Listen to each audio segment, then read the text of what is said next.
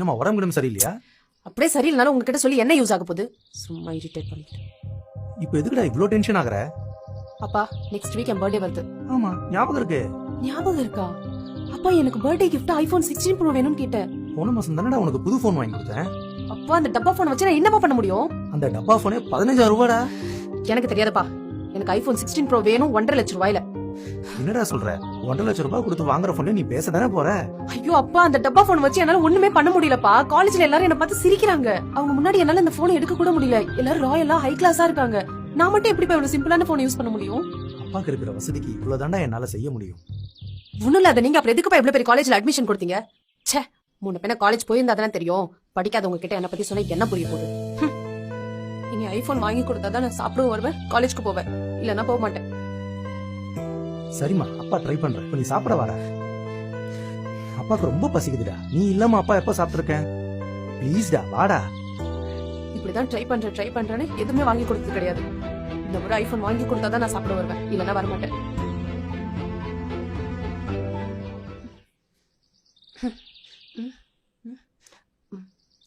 Remote கொடுங்க.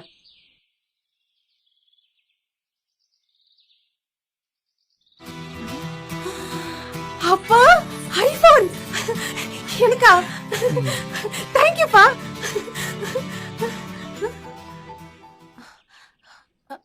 அப்பா இது 16 ப்ரோ இல்ல 14 ப்ரோ. அதுவும் ஒரு வருஷம் பழைய மாடல். தப்பா வாங்கிட்டு வந்துட்டேனோ? அப்பா நான் 16 ப்ரோ தான் கேட்டேன். எனக்கு இது வேணவே வேணாம். நீங்களே எடுத்துட்டு போங்க. ச்சே, தப்புதாம்மா. அம்மா இல்லாத பொண்ணுன்னு அம்மா ஞாபகம் வரக்கூடாதுன்னு ஒன்னும் பார்த்து செஞ்சல. ஏன் தப்புதாம்மா. ஒருவேளை உங்க அம்மா இருந்திருந்தா உங்க அப்பா படுற கஷ்டத்தை சொல்லி வளர்த்திருப்பாளோ? நீ சொல்றதும் கரெக்ட் தாம்மா. நீ பெரிய காலேஜ்ல படிக்கிற, உன் ஃப்ரெண்ட்ஸுமே பெரிய இடத்து பசங்க.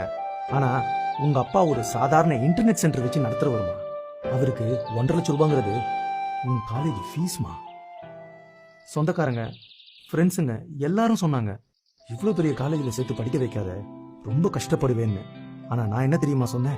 என் பொண்ணு நல்லா படிக்கணும், பெரிய காலேஜ்ல படிக்கணும் அப்படிங்கிற ஒரே ஆசைதாமா எனக்கு. பா சாரிப்பா.